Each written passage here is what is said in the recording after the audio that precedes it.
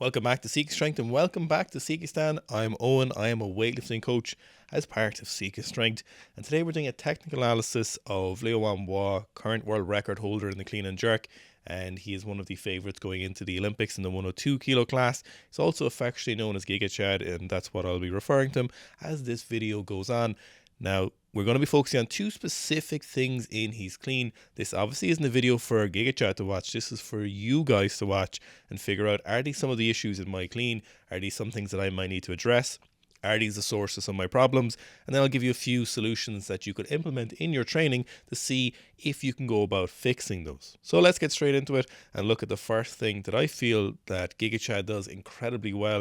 And it's a very common problem people have, and oftentimes you're not even aware of it's going on. So if we look at this first pull, we look at it, Giga Chad in his start position, and we'll go over a good start position in a different video.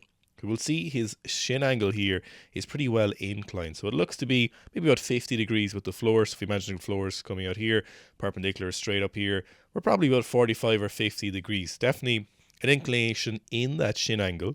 And if we watch, as soon as he begins pulling, we're seeing a change towards the perpendicular with that shin angle. So as he gets to the at the knee position, we'll see that his shin angle is very close to perpendicular. Now this will change depending on the lifter. This will be different for some lifters depending on your start position and your anatomy.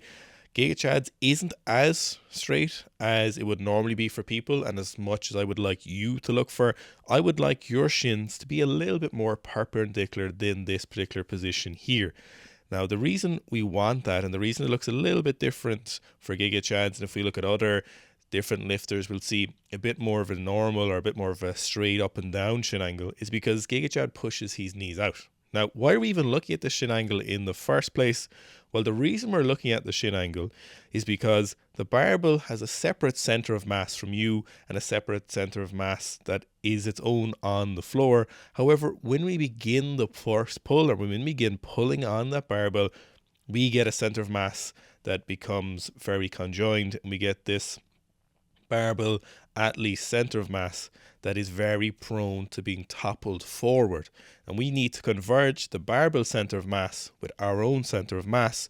And the best way to do this is with a rearward trajectory of the barbell. This is the barbell moving back towards you, and this can only be done if our shins move to perpendicular. So there's a common misconception that a straight bar pad is the best, but this is not the case. The first pull should not be straight. If we watch Giga Chad's cleans here, we'll see he's an exceptional cleaner. He's probably one of my favorite cleaners at the moment in Olympic weightlifting who's currently competing. He does some fantastic weights. If we look at, for example, that 160 kilos, very, very routine for him. But the big thing is that we need to bring that barbell center of mass towards us. We can't have that vertical first pull, because if the barbell is moving vertically, moving straight up, that actually means that the barbell is moving away from our own center of mass. We make it harder to express power in the barbell. We're going to knock the barbell away from us. The barbell is going to be pulling us forwards, and we're making the lift super inefficient. So you need to look for, in the first pull, is your shin angle moving close to perpendicular? Now, the reason Giga Chad's shin angle isn't fully perpendicular or very, very close to it is because he pushes his knees out. This normally doesn't work for lifters. This knees out position, while it can often feel quite powerful, limits the amount of rearward knee movement we get, and as a result will often limit the amount of rearward barbell movement we will get. Most people lack the back and the hip strength, the abductor strength to keep our knees apart and keep our shoulders over the barbell here. Giga Chad, of course, is in no shortage of strength available to him, and as a result can keep this position very, very solid. The interesting thing about that knees out position is often lifters, it's reasonably common for amateur and intermediate lifters to tend towards this knees out position because it feels quite comfortable. But in weightlifting, we must know that what feels comfortable isn't always the best. We're looking for the objectively the best style of lifting, and what results in more kilos on the barbell more consistently over the long run. And a lot of times people will tend towards that knees out position when it's generally not the best. We're usually in a better position if we get our knees back. You'll even see Giga Chad as a slight hop forward, but because he is literally a Chad, he can get away with that little jump forward. But for everyone else, we can't really get away with those mistakes, and we need to be as efficient as possible. So that's the first thing we're looking at with Giga Chad, is we're moving those knees back out the way. Now you'll see he still moves them back, but he gets that little knees out position because he has strong legs and a very strong back. So we'll look at that shin angle. That's the first thing I want you to look for. When we're looking at that shin angle as well, the second thing we need to look at as part of this problem is when we're at the knee, we need to be looking at where our shoulders are in relation to the shin angle. So it's not just enough for that shin angle to be perpendicular. Our shoulders need to be in front of the barbell in this position. So if the barbell is slightly lower, from here up until about this point or slightly higher, I want the shoulders in front of the barbell. So we need the barbell in front of the knees and then the shoulders in front of the barbell at that knee position. So when we pause at the knee joint position, that's exactly where we want the barbell to be when you're looking at that vertical or close to vertical shin angle. That is the purpose. This position here, you'll see shoulders in front of the barbell, and that's what you're looking for, coupled with this vertical shin angle. Now the second thing I want you to watch, and let's take a little gander at his 200 kilo clean and jerk here, or 210 kilo clean and jerk here, is beautiful, is how well connected he is to the barbell during that third pull. This is something that is very commonly caused by several different issues, but one of those causes is lifters either lack connection with the barbell during the third pull, or they end up lacking the ability to time the bar correctly and they get under the barbell too fast, or rather they're not able to bring the barbell down with them fast enough. So it's a very common problem. So we either over pull the barbell, don't get under fast enough, or we get under too fast and don't pull on the barbell enough. Or unfortunately, if you're very bad at cleaning, you don't pull the barbell high enough or get under fast enough, and you end up with a pretty terrible clean. The big thing we need to be focusing on here is this level of connection after contact. So lifters may have a good first and second pull. So if we watch Giga Chad here, we'll see this first and second pull is beautiful, really nice positions. But when we get to here, they'll make contact. They may even make contact in a very good position, but then after contact, they just let that barbell float up. They think under the barbell, or they think, I'm just going to pull that really high and see where it ends up. But you need to be always in connection with the barbell at this point. You're pulling those traps vertically, and then after the traps have finished pulling, you are still hauling on that barbell to turn it over. It cannot be let go of. There's no moment of weightlessness. You need to be always pulling on the barbell during that position. And the very important thing to understand is that it happens at the same time as you get down underneath the barbell. So when we look at this 210 again, we'll see as he gets under, he is always pulling on the barbell. This allows us to end up in a fantastic position. This lets us be in such a dominant position with the barbell if we're staying in connection with that barbell during the third pull. So we're pulling at the traps, we're using our upper body. It's like a seesaw. As barbell goes up, you're getting down in a corresponding motion. It's very hard to do. It takes a long time to master, but the sooner we get used to it, the better we'll get at cleaning. And the better then hopefully your jerks will be, because your cleans get more efficient. So watch this 190.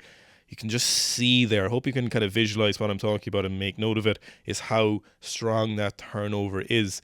So we're looking for the use of that upper body and staying connected, staying pulling on the barbell, even though he's pulling down underneath.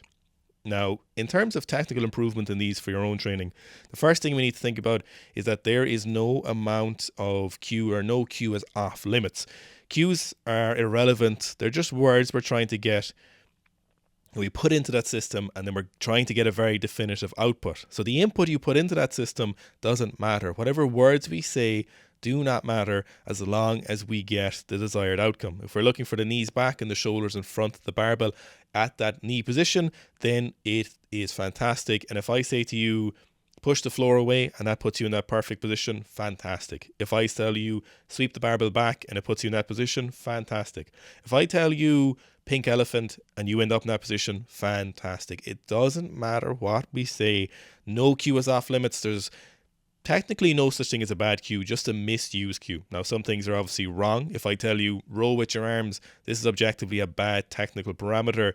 But if we're just trying to get an outcome, and maybe even if row with your arms gets you to do that, even though you're not actually rowing with your arms, while it might be confusing, the outcome is what we're looking for here. Similar with the third pull, we want to be using those traps. And if you need to think about using your traps, That's perfect. Use your traps. Maybe you need to think about pulling your torso vertically, and if that gets what you want done, that's all that matters. So we're looking for that third pull where we're staying active, and we're looking for that first and second pull and improvement on that.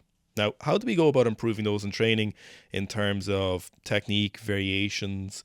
The first thing we can look at is if we look at the at the knee position, a great option here. It can be quite useful if you're honest with your objective nature of your variation that you're using. If you use a pause at the knee clean, this will give you a great opportunity to practice this position. Now, there's some important nuance with the at the knee pause cleans, and the first thing is in the name. So we want to be pausing at the knee when we're doing those pause cleans. We don't want to pause too high. We don't want to pause too low. Low is a little bit better than high, but if we're trying to fix this issue where your knees are too far forward or your shoulders are too far behind the barbell, or a combination of both, pausing at the knee is very important because we're trying to fix this specific position, and we need to spend time in this specific position. Otherwise, we're not going to correct the issue and potentially make things worse. Now, there's two common problems people make when they're doing pause cleans. The first is the barbell will drop here. So we'll get to this position.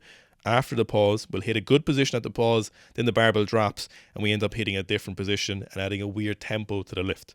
The second thing that happens is when we're at this position, hips immediately come into the barbell, even if the barbell hasn't started moving vertically yet. So the hips come forward and the barbell isn't even moving. So this way we're throwing our balance off massively and we're going to bump that barbell away from us in the horizontal direction, making the lift much worse. What a pause should look like, or the gold standard, is it's like someone got the remote, pause you in this position, and then you immediately go into the clean from here. That's the goal with the pause cleans. Now we can also do those in our pulls. We can do some pause clean pulls, and we're focusing on the traps as well. So if we look at Giga Chad doing some heavy cleans here, you'll see the technique is very similar to what he does from the floor. So that's what we're looking for when you're doing cleans. We can go heavy sometimes with them. We can do higher reps with them, higher reps being 3 to 5 reps. We're looking for the exact same possibility or same positions. Clean pulls or snatch pulls or any variation is a great opportunity to practice more reps. Yes, they're there to strengthen positions. Yes, they're there to overload them. Yes, they're there to get a little bit of hypertrophy work. But the big thing is they are extra reps without the need to focus on the rest of the lift. So remember, pulls are to focus even more on particular technical parameters, and then followed by strengthening positions, which can be important. But for you, when we're trying to solve these problems, we're really focusing on that at the knee position, and we're focusing on those big traps here at the top. Like you'll see, obviously with 240, it's a little bit harder. But if we watch some of these lighter clean deadlifts, or slightly lighter than his best clean, you'll see he's really emphasizing the use of the traps at the top. That's to show that at the top of that pull, it's traps and then the arms follow through. So we're looking at pause cleans, any variation of the pause deadlift, but we can also just use normal clean deadlifts or clean pulls. And they're probably the best we're looking for when we're trying to solve that at the knee position, and as a kind of secondary to that, the third pull. Another option, or one of the better options when we're looking to improve upon the third pull, is there's two things available to us, or two options that I like that people use. The first is hang power cleans from above the knee, or you can go a little bit lower, but generally above the knee is fine. What's important is that we're not staying too high with these above the knee hang power cleans, and we're not going too heavy. We're hitting pretty high volume on these. We're looking somewhere between 12 to maybe 18 working reps in total, and we're not going from this position at the hip here. We're not doing hip power cleans. I want you to go a little bit lower and practice that over the shoulder position. So I kind of want you to be going from above the knee sleeves here is fine. This depth would be quite nice if we can make it happen, if your back doesn't feel too fatigued and if you can fit it into your training appropriately. So from here, you're really focusing on your shoulders over. You can go a little bit lower, but if we go too low, we end up slowing down the barbell speed and we're missing some of the stuff we're trying to focus on, because speed coming into the second and third pull really adds to our capacity to have a better third pull and stay in connection with it. So if your pull feels slow, doing the low hangs might make it a little bit worse, or rather not really focus on the issue. So what we're looking for is around this position, and then you're focusing on pulling the barbell fast, really fast use of the traps, really aggressive use of the traps, not pulling the shoulders back too early. not bumping the barbell into, bumping your hips into the barbell. And then we're also focused on pulling under, even in the hang power clean. So even the hang power clean, people often think I'm just over pulling the barbell, but you're still pulling under. The pull under adds speed, and we want to add that speed to that third pull so we can work on it and aid in that connection for that big third pull at heavy cleans.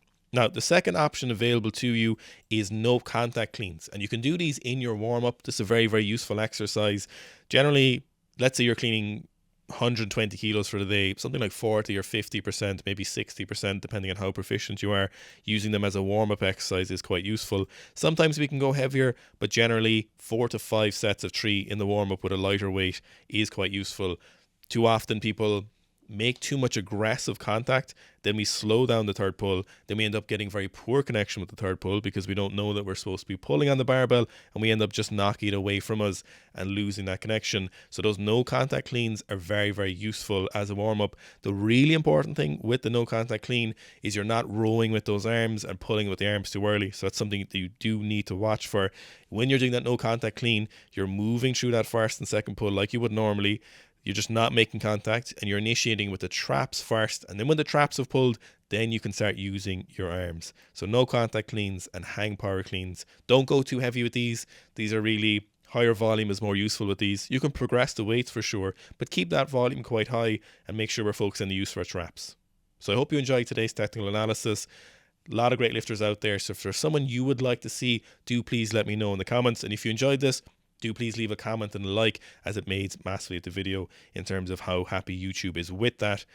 If you would like to take the thinking out of your own training, let us do this for you. Let us do this programming for you. Check out the Sika Strength app on iOS and Android, where you get dynamic load adjustment, access to all our great weightlifting programs, video library, CoachBot. You also get access to our Facebook group, where there's nearly 2,500 members and growing every month, where we do weekly video live streams and we look at people's technique and improve upon them. You might post a video of your snatch, your clean and jerk, and we work on those particular things. We give you some things to work on for the next couple of weeks to improve upon, and if you make use of it, people make some great strides on their technique. So check that out. Be a link down below to it. I hope you enjoyed today's video. Let me know who you would like to see next, and I'm sure I will love that lifter and we'll get on it.